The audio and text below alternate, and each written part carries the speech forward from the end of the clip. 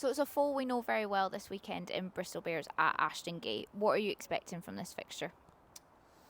Well, obviously, whenever you play Bristol, obviously, especially these last few years, you've got to expect them to attack, look to score tries, look to play with tempo, keep the ball moving. That's kind of what they're making their kind of trademark type of playing style at the moment, which obviously means they look to outscore you really, and that's the truth. So obviously, we have to be very focused on being alert and expecting the attack more than the game probably.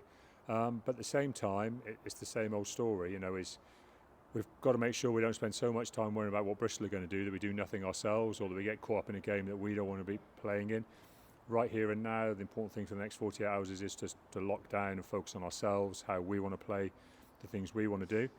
And as happens in most games of Premiership Rugby, the team that forces their style, their way of playing, what they want in the game for the longest periods tends to come out on top, and that's what we've got to try and focus on now. And some injury issues means that we've got a couple debutants in the team. In the long run for us, how positive is it that the likes of Julian Heaven and Ethan Berger are going to get their debut? Well, there's allowed to. We recruited Julian because we thought he was a guy with Premiership potential. He now gets the opportunity to show that, having had a good amount of time to settle in and learn things and kind of become part of the squad. And a little bit the same with Ethan Berger.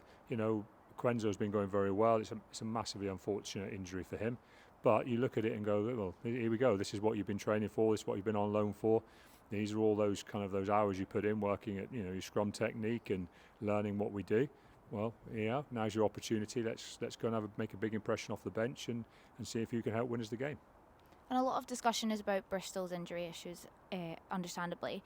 But how important is it to not focus on Bristol and just focus on what Chiefs have to achieve to get points on the road? Well, that's exactly. I mean, yes, they have got their injury issues, but when you actually look, they're largely in the back line. You look at their pack of forwards, there's not too many challenges there. So that's always the contest that really, more than anything else, defines games. So we've got to make sure that we are fully focused on what's happening up front first. That then allows us to kind of play our own game and play our own styles a little bit. Because as I said, what I don't want us to do is end up spending the whole game looking at Bristol and chasing around what they're doing or dropping into a harem-scarum game.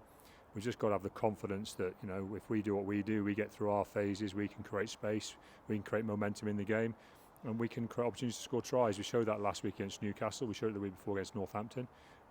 Let's try and make the game about ourselves. That's always a challenge away from home, but that's what we've got to try and do.